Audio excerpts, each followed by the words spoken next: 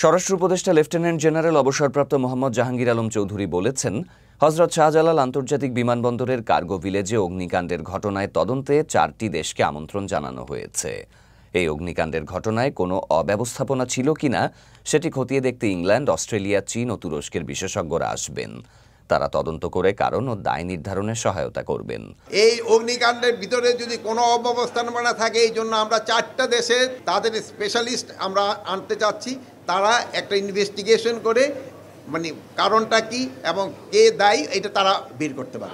শনিবার 25 অক্টোবর বেলা 11:15টায় হযরত শাহজালাল আন্তর্জাতিক বিমানবন্দরের সাম্প্রতিক অগ্নিকাণ্ডে ক্ষতিগ্রস্ত কার্গো ভিলেজ ও ই-গেট পরিদর্শন শেষে সংবাদ সম্মেলনে স্বরাষ্ট্র উপদেষ্টা এসব কথা বলেন। স্বরাষ্ট্র উপদেষ্টা বলেন, আগুন নিয়ন্ত্রণে ফায়ার সার্ভিস যথাসাধ্য চেষ্টা করেছে।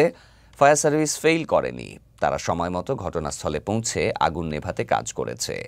এয়ারপোর্ট অথরিটির 4টি ইউনিট 4 মিনিটের মধ্যেই ঘটনাস্থলে পৌঁছে যায়।